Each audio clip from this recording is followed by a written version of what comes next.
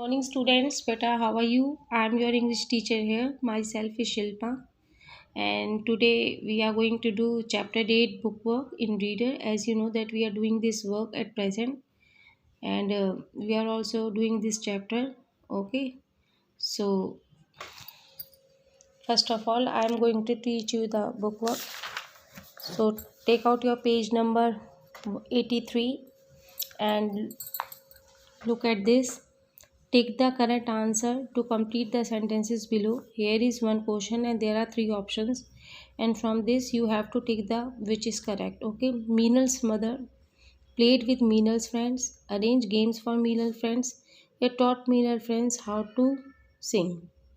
तो उन्होंने क्या किया था, या वो मीनल के दोस्तों के साथ खेली थी, या उन्होंने उनके लिए गेम्स की अरेंजमेंट करी थी, या उन्होंने मीनल्स के दोस्तों को गाना सिखाया था. तो आपको पता है कि उन्होंने अरेंज किया था गेम्स, तो इसलिए यहाँ पर हम टिक करेंगे. ओके बेटा. The next one, Meenal's friends were, जो मीनल के जो दोस्त थे वो एक्साइटेड थे, बोर हुए या क्वाइट थे. तो आप लोगों को पता है कि वो बहुत ज़्यादा एक्साइटेड हुए थे, तो इसलिए हमने यहाँ पर टिक किया. Third one, Meenal's mother had hidden, Meenal की जो माँ थी उन्होंने क्या छुपाया था. 3 पार्सल्स, 2 पार्सल्स या ओनली 1 पार्सल. तो आपको पता है उन्होंने खाली 1 पार्सल ही छुपाया था.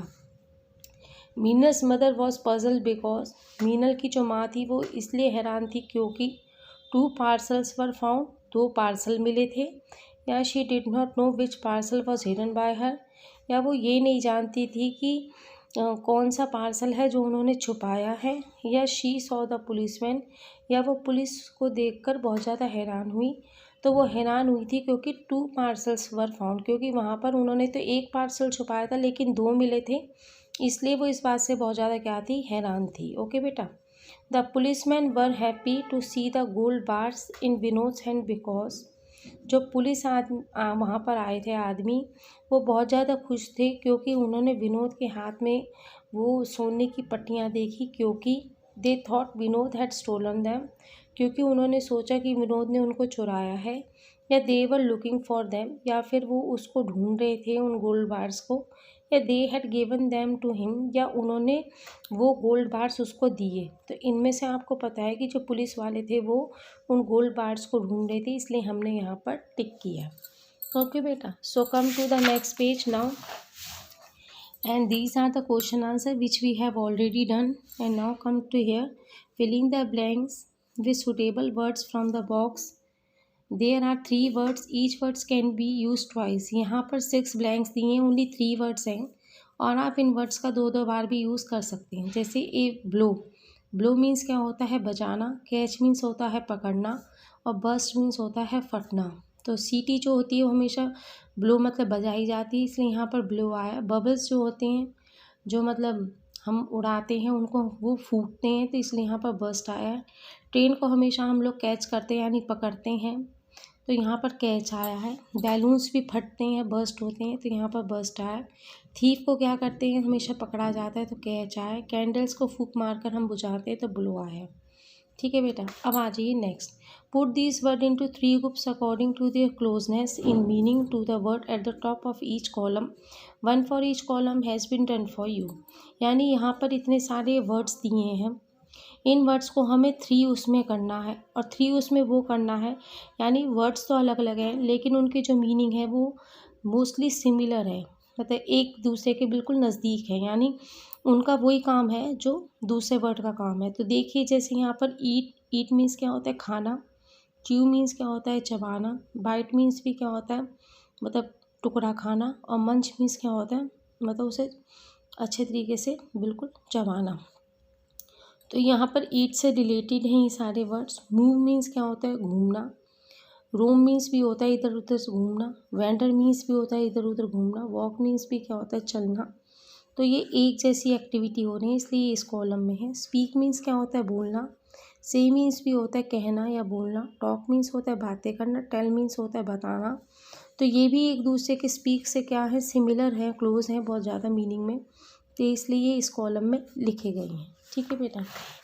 Now come to the next one. जैसे मैंने आपको पहले भी बताया था पिछले वर्क में कि जो एडवर्ब वर्ब होता है उसके पीछे हमारा ly लगता है, जो कि वर्ब को और भी ज़्यादा मतलब अच्छे तरीके से बताता है। तो filling the blanks, choosing suitable words ending in LY from the box below.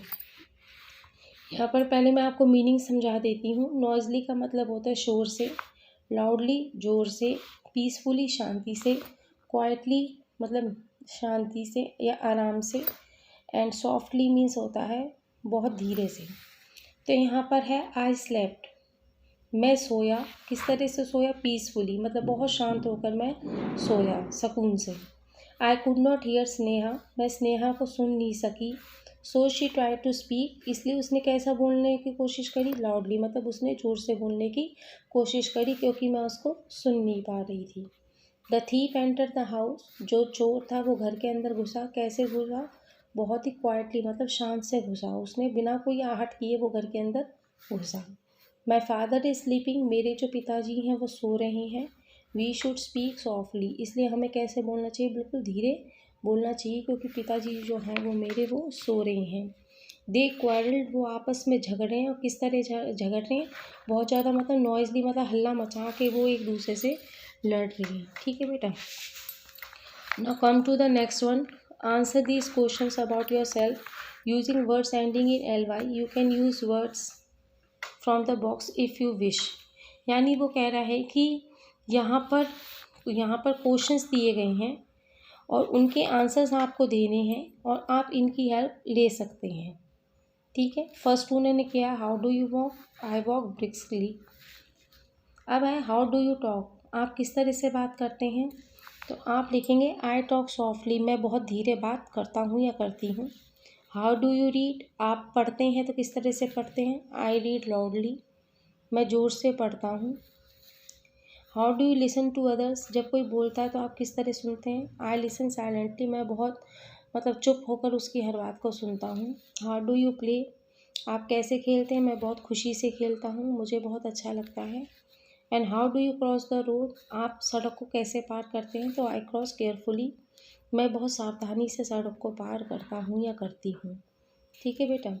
Carefully सावधानी से, हैप्पीली खुशी से, साइलेंटली शांति से, लाउडली ज़ोर से, सॉफ्टली धीरे धीरे। ठीक है बेटा। और ब्रिस्कली मतलब जल्दी जल्दी। ना come to the next one. यहाँ पर बेटा पंचुएशन है। पंचुएशन में आपको उसने बताया है कॉमा। कॉमा का यूज़ कहाँ पर होता है? अब आप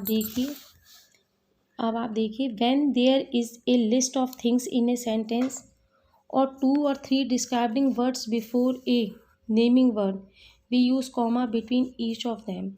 यानी एक ही सेंटेंस में अगर कई सारी लिस्ट आ रही हैं, कई सारी थिंग्स आ रही हैं, नेम आ रहे हैं, कुछ भी आ रहा है तो वहाँ पर हम कॉमा का यूज़ करते हैं। देखिए put in commerce way necessary in the sentences. The room was full of, कमरे में क्या क्या था? कमरे में फ्लावर्स भी थे, बैलून्स भी थे और बैनर्स भी थे। तो यहाँ पर फ्लावर्स और बैलून्स दो हैं, इसलिए यहाँ पर कॉमा का यूज़ हुआ है। फिर he bought toffee toys and tops, वो क्या क्या ख़रीद के लाया था? वो टॉफ़ी भी ख़रीद के लाया था लिस्ट में और टॉयज़ भी लाया था, इसलिए इन दोनों के बीच में कॉमा आया है।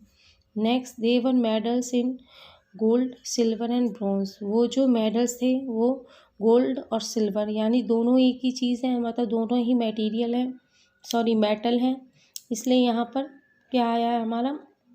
कॉमा आया है। फिर वी सॉ, हमने क्या क्या देखा था? Camels, elephant, bears and horse on the wildlife channel, यानी ये सब क्या है? हमारे एनिमल्स के नेम हैं, इसलिए यहाँ पर क्या आया है? कॉमा आया है। जो बार बार एंड का यूज़ नहीं करना पड़े इसलिए यहाँ पर किसका यूज़ हो रहा है? कॉमा का। फिर वी स्टडी, हम क्या क्या पढ़ते हैं? हम इंग्लिश भी पढ़ते हैं, हम मैथ्स भी पढ़ते हैं, हम EVS भी पढ़ते हैं और हम हिंदी भी पढ़ते हैं स्कूल में। तो अगर हम बेटा ये लिखेंगे we study English and maths and EVS and Hindi, तो ये बहुत ही ज़्यादा वो हो जाता है, लेंथी हो जाता है, तो बार बार वो वर्ड यूज़ नहीं हो, इसलिए हम यहाँ पर किसका यूज़ करते हैं? कॉमा का यूज़ करते हैं। ओके बेटा। अब यहाँ पर आप देखिए आपको क्या करना है। डिस्क्राइबिंग पिक्चर्स है, look at the following pictures, इन तस्वीरों को आप देखिए। Write a paragraph of 5 sentences about any one of them, यानी ये 3 हैं, ये है कॉक, ये है मोंकी, ये है फ्लावर। इन तीनों में से आपका जो भी फेवरेट है, आप खुद करेंगे इस काम को बेटा, मैं नहीं करवाऊँगी।